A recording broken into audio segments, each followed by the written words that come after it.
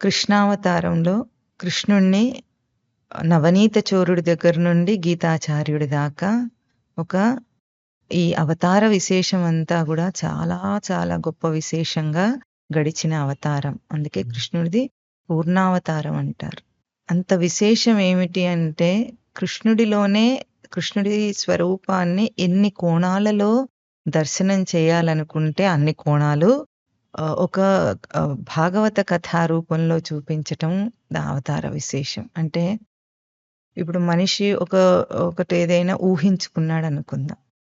ఊహించుకోవటం అంటే ఇప్పుడు ఒక కథ గురించి పాఠం చెప్తున్నారు స్కూల్లో.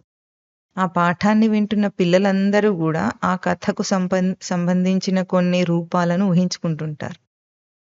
అయితే ఎవరెట్లా ఊహించుకుంటారని మనం చెప్పగలమా? చెప్పలేము. ఎవరి ఊహ వాడికే అర్థమవుతుంది. అందరూ పాఠంలో చెప్పబడే కథ ఆధారంగానే ఊహించుకుంటున్నారు. ఆ కథను ఎవరెవరు ఎట్లా దర్శనం చేయాలనుకుంటున్నారో వాళ్ళిష్టమున్న రూపంలో, వాళ్ళ అభిరుచి అంటాం మనం మామూలు భాషలో. దానికి తగినట్లుగా దాన్ని ఊహించేసుకుంటారు. అది మనిషికున్న సహజ ప్రక్రియ, మనసుకున్న ప్రక్రియ గాబట్టి. ఊహించుకోవటం అనేది. దేన్ని చెప్పినా సరే ఒక పిక్చరైజేషన్ వస్తుంది మనకు. విజువలైజేషన్ అంటాం మనం దాన్ని. అట్లా ఊహించుకున్నప్పుడు పరమాత్మ అన్న పదాన్ని ఎన్ని రకాలుగా అవగాహన చేసుకోవచ్చో కృష్ణావతారం చూపిస్తుంది. కృష్ణావతారంలో భక్తులు, కృష్ణ భక్తులు అవతార విశేషంలోనే, కథా విశేషంలోనే ఎంతో మంది ఉన్నారు. అందులో ఎంతో వైవిధ్యం ఉంది. ఇప్పుడు గోకులంలో గోపికలు, గోపాలులు, ఇంకా మళ్ళీ ఇటు వచ్చేసరికి భక్తులు, కృష్ణ భక్తుల రూపంలో ఉద్ధవుడు, వీళ్ళ లాంటి వాళ్ళు, విదురుడు, అర్జునుడు.